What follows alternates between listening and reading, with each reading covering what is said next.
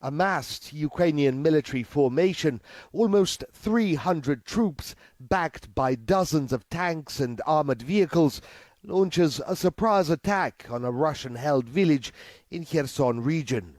But the defenders were waiting.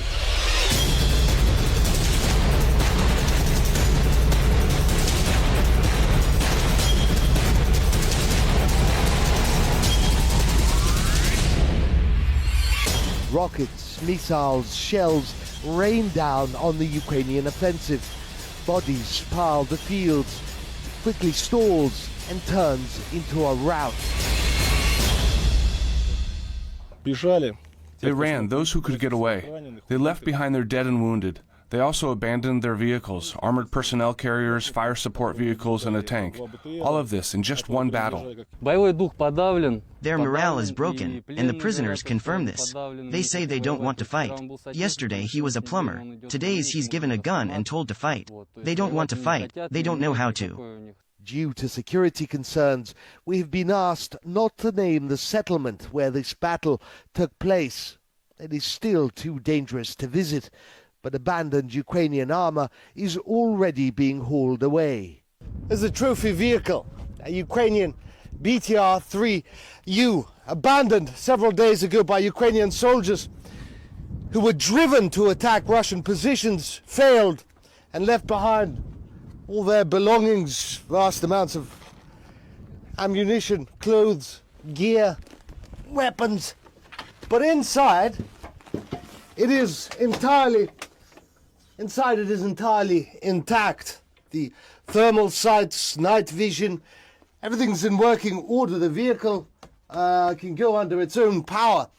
As for ammunition, well, they barely expended any. So quick was their retreat.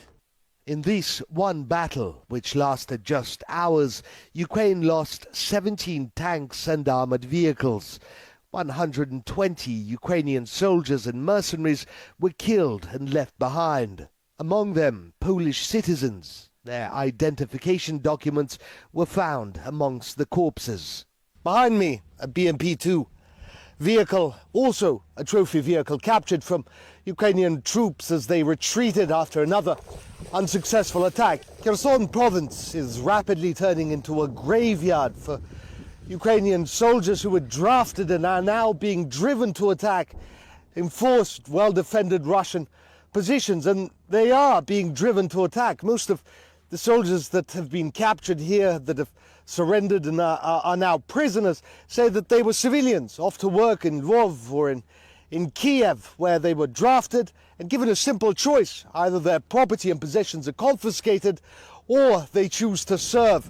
In a matter of days, they are thrown at well-defended Russian positions. Morale is, well, there isn't much to speak of. The captured soldiers all say the same thing, that if they refuse orders to go to attack or if they attempt to surrender or retreat, that they are shot by nationalists who are always in the rear, always watching them to make sure that they don't surrender. Despite these heavy losses repeated along the Kherson front for 3 weeks, Kiev remains undeterred, throwing more men and material into the meat grinder in a desperate bid to secure a meaningful victory on this front. How many Ukrainian soldiers die for Kiev's victory here is seemingly irrelevant. Morad Gazdiev, RT, from Kherson region.